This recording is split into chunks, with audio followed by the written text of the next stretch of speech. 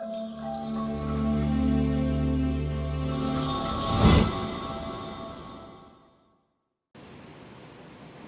hamdalillah nahmaduhu wa nasta'inuhu wa nastaghfiruh wa na'udzu billahi min syururi anfusina wa min sayyiati a'malina. May yahdihillahu fala mudilla lahu wa may yudlil fala hadiya lahu. Asyhadu an la ilaha illallah wahdahu la syarika lahu wa asyhadu anna Muhammadan 'abduhu wa rasuluh alladzi la nabiyya ba'da, amma ba'du. Ayyuhal hadirun, ittaqullaha haqqa tuqatih wa la tamutunna illa wa antum muslimun. Wa qala aydan fi kitabihil aziz, a'udzu billahi minasy syaithanir rajim. Wa minhum may yaqulu rabbana atina fid dunya hasanah wa fil akhirati hasanah wa qina adzabannar. Al-ayat. Hadirin sidang jamaah Jumat yang dirahmati Allah Subhanahu wa taala. Alhamdulillah, pada kesempatan kali ini kita bisa berkumpul di masjid dengan rangka kita melaksanakan salah satu kewajiban kita sebagai umat mukmin dan umat muslim, ialah melaksanakan salat Jumat berjamaah. Tentu pelaksanaan salat Jumat berjamaah didorong oleh rasa keimanan yang sangat tinggi kepada Allah Subhanahu wa taala. Maka patut kita bersyukur kepada Allah Subhanahu wa taala karena Allah masih memberikan nikmat iman, nikmat Islam di dalam diri kita, sehingga mampu menggerakkan seluruh anggota badan kita untuk melaksanakan ibadah Jumat. Tanpa ada nikmat iman, tanpa ada nikmat Islam, sesehat apapun kita, seluang apapun waktu kita, berat rasanya untuk melaksanakan ibadah Jumat walaupun masjidnya berdekatan dengan rumah. Maka patut kita bersyukur kepada Allah atas nikmat iman dan nikmat Islam. Salawat dan salam terlimpah curah kepada Nabi kita, Nabi Muhammad sallallahu alaihi wasallam. Rasulullah Muhammad sallallahu alaihi wasallam adalah suri tauladan, uswatun hasanah bagi kita selaku umatnya. Bukan hanya kepada beliau kita bersolawat, tetapi juga kepada para sahabatnya, para keluarganya, kepada para tabi'in, para tabi'un tabi'in, yang sampailah kepada kita selaku umatnya, yang senantiasa terus melaksanakan sunnah, berpegang teguh atas sunnah Rasulullah Muhammad sallallahu alaihi wasallam. Hadirin jamaah Jumat yang dirahmati Allah Subhanahu wa taala, pada kesempatan ini khatib mengajak kepada seluruh jamaah, marilah kita meningkatkan kualitas iman kita, kualitas iman yang sebenar-benarnya kepada Allah Subhanahu wa taala. Karena ketakwaan inilah yang akan menjadi bekal yang terbaik saat kita nanti berjumpa dengan Allah Subhanahu wa taala. Oleh karena itu, mari kita meningkatkan kualitas ketakwaan kita kepada Allah Subhanahu wa taala dengan kualitas ketakwaan yang sebenar-benarnya. Hadirin jamaah Jumat yang dirahmati Allah, kalaulah kita melihat dasar daripada manusia itu menginginkan kebahagiaan di dalam hatinya, bahagia hatinya, bahagia jiwanya, bahagia pribadinya, bahagia keluarganya, sehingga dia menjalani kehidupan ini dengan rasa senang, rasa bahagia tanpa beban. Itu yang kita harapkan semestinya. Pekerjaan yang kita lakukan dimudahkan, ya, keluarga, perasaan itu semuanya dalam keadaan bahagia, senang semuanya, dijauhi dari segala macam mara bahaya, dijauhi dari penyakit, dijauhi dari fitnah, dijauhi dari teror ataupun segala macam. Semuanya pasti ingin bahagia. Tetapi ternyata bagi orang yang beriman, bagi orang yang meyakini bahwa adanya hari akhir, tentu kebahagiaan itu tidak hanya didapatkan di dunia, tetapi orang yang beriman mengharapkan bahagia di akhirat. Kalaulah kita melihat dari dua fenomena ini, ada orang yang ingin bahagia di dunia, ada orang yang ingin bahagia di akhirat, maka terdapat menjadi 4 golongan ataupun 4 kelompok. Yang pertama, ada orang yang bahagia dunia, bahagia akhirat. Maka ini adalah orang-orang yang beruntung, kata Allah Subhanahu wa taala. Di dunia dia bahagia, di akhirat dia pun masuk surga, diampuni dosanya, ditempatkan di surga Allah yang penuh dengan kenikmatan. Maka kelompok yang pertama, golongan yang pertama ini adalah golongan yang bahagia. Yang kedua, ada orang yang bahagia dunia, sengsara di akhiratnya. Sengsara di akhirat. Kehidupan dunianya dia bahagia, dia banyak uang, rumah mewah, mobil mewah, kendaraan yang lain segala macam mewah. Dia sehat juga, dia pun bahagia. Apa yang dia mau dapatkan, apa yang dia inginkan ada. Setiap apa yang dia mau pasti diadakan, pasti ada, pasti tersedia. Dan dia tidak pernah diteror, dia tidak pernah ditakut-takuti. Kehidupannya bahagia, tetapi hanya di dunia saja. Dia sengsara di akhirat, dia masuk neraka di akhirat, dosanya tidak diampuni Allah, tidak ditempatkan di tempat yang mulia, ialah surga Allah. Tidak. Orang yang kedua ini termasuk kepada orang yang rugi, karena dia bahagianya hanya di satu tempat, tidak bahagia di dua tempat. Yang ketiga, ada orang yang kondisinya di dunia itu sengsara, kondisinya di dunia itu serba kekurangan. Rumah mungkin kecil, uang mungkin terbatas, banyak sakit-sakitannya, banyak ketakutannya. Takut anak gak makan lah, takut cicilan rumah tidak terbayar lah, ataupun yang lain segala macam, sehingga dia merasa sempit di dunia ini. Tetapi orang yang ketiga ini dimasukkan oleh Allah ke dalam surga Allah dengan amal solehnya. Allah memberikan surga kepada dia, Allah memberikan tempat yang mulia kepada dia. Maka Allah ampuni dosanya dan Allah tempatkan dia di surga. Kelompok yang ketiga termasuk kepada kelompok-kelompok yang bahagia. Yang keempat ini yang celaka. Sudah di dunia dia sengsara, sudah di dunia serba kekurangan, hesek yang ngagawe oge, apalagi sekarang masa pandemi. Maka dia itu justru jauh daripada Allah. Dia tidak mau melaksanakan sholat, dia tidak mau melaksanakan zakat, ngaji dijauhi, ya, kumpulan-kumpulan ataupun yang lainnya tidak dia indahkan. Padahal untuk masa kini akses untuk mencari ilmu sangat luas, tidak hanya pada kondisi tetap muka, tapi justru pada saat ini Allah membukakan peluang bagi kita yang belajar ada di perantara online. Tetapi dia tidak mau meningkatkan ilmunya, tidak mau meningkatkan ketakwaannya kepada Allah Subhanahu wa taala. Sudah dia sengsara di dunia, tidak mau taat kepada Allah, tidak beribadah kepada Allah, maka di akhirat dia dimasukkan ke neraka.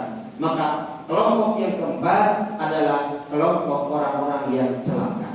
Hadirin jemaah-jemaah yang dirahmati Allah Subhanahu wa taala, tentu kita yang hadir di sini ataupun siapapun juga memiliki keinginan, memiliki harapan, memiliki cita-cita. Kita menginginkan kelompok yang pertama, kelompok yang beruntung. Dia mendapatkan kehidupan bahagia di dunia, dia mengharapkan kehidupan bahagia di akhirat. Di dunia dia senang, di akhirat dia bahagia karena ke surga Allah Subhanahu wa taala. Maka dalam Quran surat Al-Baqarah ayat 201, di sana Allah Subhanahu wa taala menegaskan, a'udzu billahi minasyaitonir rajim, wa minhum may yaqulu rabbana atina fid dunya hasanah wa fil akhirati hasanah wa qina adzabannar. Sebagian orang itu ada yang berdoa, rabbana atina fid dunya hasanah, ya Allah berikanlah kepada kami, anugerahkanlah kepada kami fid dunya hasanah, kebaikan-kebaikan di dunia, wa fil akhirati hasanah, dan juga di akhirat itu hasanah, kebaikan-kebaikan yang ada di akhirat, wa qina adzabannar, dan juga dihindarkan, dijauhkan dari siksa api neraka. Barakallahu li wa lakum. Alhamdulillahilladzi an'amana bi ni'matil iman wal Qur'an. Wa salawatullahi wa salamuhu ala man unzila ilaihil Qur'an wa ala alihi wa ashabihi alladziina ta'allamu 'alal Qur'an, amma ba'du. Ayuhan nas ittaqullaha haqqa tuqatih wa la tamutunna illa wa antum muslimun.